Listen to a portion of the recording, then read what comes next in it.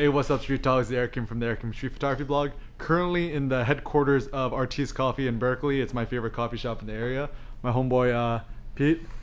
Look at that man? sexy beard. Oh yeah, I love that. And chilling with my homeboy Walter. So Walter, Okay. to start off, quick intro to yourself. Intro to myself. Yep. I'm a bitter old guy. Yeah. I'm the director of production here with Artiste Coffee and photographer. Sick, man. So you love coffee, film, and photography. How do these things all mix for you? I don't know. I mean, photography, I was lucky. I was born into it. My mother's a wonderful photographer. She always has been. And beverages came after my time in the military. You know, I was a military photographer, and I wanted a change of pace when I got out. Wanted something a lot more mellow, and I started in with winemaking. And through that, I branched into different beverages.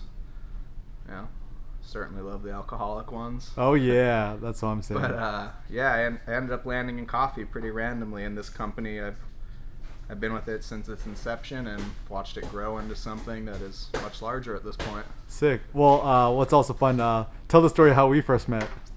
How we first met? Yeah. When that Asian kid came in and That crazy. kept talking. Yep, yep. Eric, he came in, I don't know, what, 3 years ago now? Yeah, damn, 3 years, yeah. And you know, I remember doing pour-overs or something, and this one kid, he's always on his computer, and he's had a million questions. He's nice enough, but, you know, it's kind of like, damn, he's really inquisitive. And then one day, I think I saw your camera poking out of your bag, and I was like, oh, what do you got there? And you asked me, like, oh, why? Do you take pictures? And that was it. A day or two later, you showed up with a box of Fujifilm for me and sparked me into messing around with film for a little while again, which was a pleasant kick in the ass for me. And yeah, we've been homies since. Yeah, that's what I'm saying. Wait, so what film camera are you rocking right now? What am I on right now? Yeah, do you have your backpack? Yeah. Yeah, let's bust see. that Where'd it little go? bad boy out. My Minolta. Yep. Yeah, so recently I kind of fell back in love with one of my first camera companies, which was Minolta. Oh, sick. And you know, it's a great company. They made some beautiful cameras. Mm-hmm. And I think it's funny because, you know, you'll read online sometimes like, it's a great camera mechanically, but aesthetically it's ugly. Mm-hmm. I think these are some of the best looking cameras. Nice. So between this and my Minolta X700, Yep. that's been my two film cameras lately. Sick. Well, so tell us, so you shoot both film and digital. Tell us what you love about film, or why film. I mean, you know, I try not to use the word nostalgia, but I think in general, photography is largely based around nostalgia. But I grew up shooting film, you know, back when I was 13, and you know, some of my original photo work was just having bandoliers of 35 millimeter around, giving them to the true photographers. Yeah, yeah. Yeah, and I just, you know, I remember being 14 or 15 and processing my first roll of film in the darkroom, and there's a certain, I guess, romance to it. Like, you know, I always loved it. And Yeah. I still truly believe that no matter how far we advance with digital photography, we're still trying to emulate the aesthetics of an art form that we had already perfected. Like, we had the perfect product. We had great cameras. Yep. We had film that, you know, thousands of types of film that you could do anything you needed with. Yep. And now we're like, digital. How can we look like film again? So, yeah, you know, if in a perfect world I could just sit around processing film all day, I probably wouldn't shoot digital. Just, I don't know. Well, speaking of digital, show us the digital cameras in your bag, because the interwebs loves cameras. We love the gear. We do, don't we? Yep. We have gear problems. Oh yeah. This is All right. So what was that bad boy here? that's the X Pro 2 by Fuji. Between this and my Ricoh, those are my two main digital cameras right now. The Ricoh GR version 2. Yeah. You show that bad boy. Yeah, so, you know, it's small, Mm-hmm. it's quick, huge improvements over the X Pro 1. Uh-huh. You know, Because you used to have the X Pro one, right? yeah, I still have one kicking around, and you know, I learned to love that camera, but its speed was a big problem. I think most of the internet can agree with that. That Yep. you know, the focus was terrible, and it was just a slow camera. And Fuji really, really nailed it with this camera. What's so good about it? Well, what do you like about it? Number wise, I don't know. What do they have? 200 and something focus points. Something like that. Whatever that translates to, it's fast. Nice. You know, I can get up, press it, and we're good. Damn, that's fast. What lens do you have on it? This is just the 27. I bought this, the 27 2.8. I bought this with my X Pro 1, so I've had it for about 5 or 4 years now. And I don't know. It's not the perfect lens, but it's the perfect size. Oh, I mean, that's you know, I nice. can fit this in my jacket pocket. I can, you know, carry it, and it's not just, you know, some giant SLR hanging off my neck all day. And show us do you have the Ricoh on you right now, or is that home? I don't. I left the Ricoh at home. Of course, the one day I meet up with you after. Oh yeah, of You know, course. haven't seen you since your wedding, and the one day I don't bring the Well, Ricoh. you could hold the Ricoh just for the sake of the video. So what do you love about the Ricoh?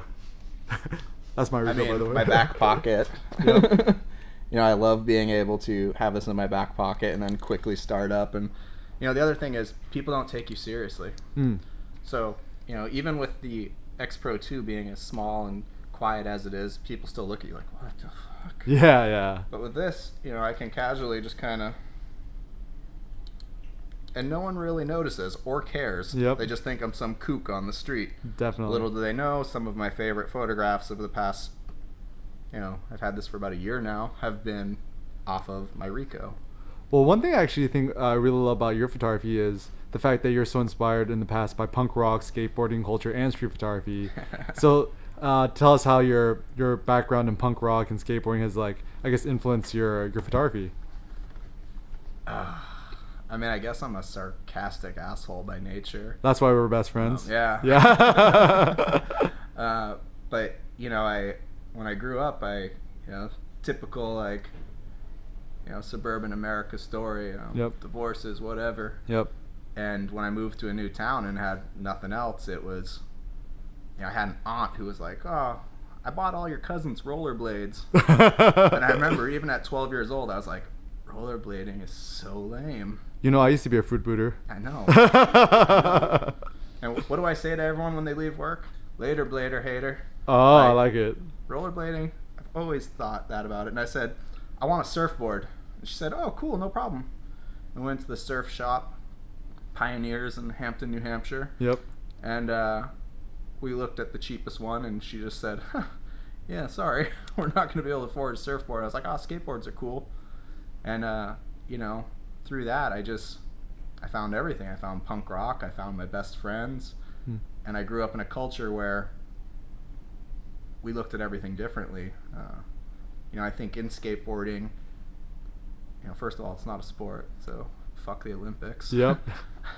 But second of all, you learn to look at the world around you in a completely different way. You know, you're walking down the sidewalk.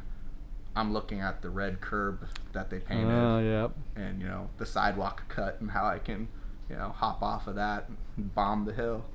And you view everything differently. And then right around that same time, I started finally, you know, taking advantage of these cameras that my mother was putting in front of me. And you know, I looked at those differently too, because, you know, everyone else is walking through a crowd of people and they're just, oh, I'm in a crowd of people. I'm walking through like, yo, that dude is weird looking. I'll take his picture. And I was young, you know, like that. Sometimes that's all it is then, is that looks different, so I want a photo of it. And that just grew and blossomed into whatever train wreck I am now. Nice. And yeah. And I think one question a lot of people don't ask is, why do you take photos? So why do you take photos? And I guess what kind of joy does photography bring you?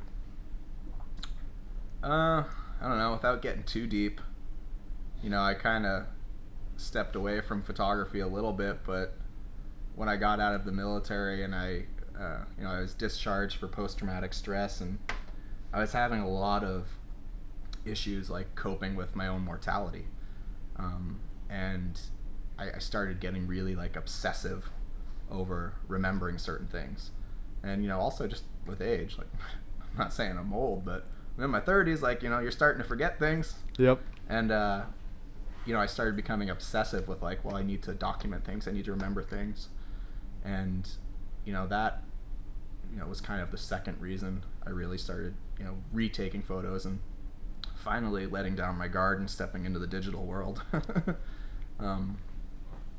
But it's a memory thing.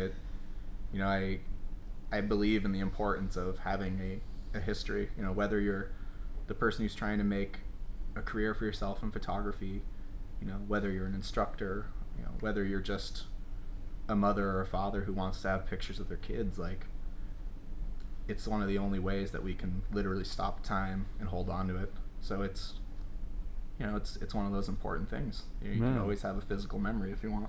Well said. The last question. So, what kind of advice would you give to other aspiring street photographers, or advice you wish someone told you? Don't give a shit. Yeah. Why not? Well, I think it's really easy, especially now, to like get caught up in what people care about and what they think about you and even your work. Like, it doesn't matter if, especially with the internet, you put up an Instagram photo, you only get 2 likes. Who cares? Yep. If you like that photo, you have to enjoy what you're doing more than anything, and you can't care about what people are thinking or any judgments you're getting. Like, just do it for yourself and care about it, and don't stress out as much. Like, if you're picking up your camera and you're, oh god, I really got to get a photo today, put your camera down because it shouldn't be work. Even if you're doing it as a career, it shouldn't ever be work. What's that quote you have in your Instagram? The famous one? A famous one? Yep. Famous for you? I don't know. Famous for me. Shoot more, worry less. Shoot more, worry less. Love it. So, Walt, where can people see more of your work and follow you at? There's an Instagram. What's your handle again? Walter Margerison. How you spell Margerison? Margerison. Guess I probably should have turned that off before this, huh? Yeah. Booty call. Oh. Yeah, that's a situation. Sick. Nice. Well, let's enjoy the rest of our coffee and chilling in Berkeley. Let's do it. All right. Peace out. Peace out, interwebs. I don't know what it is. Bye, dudes.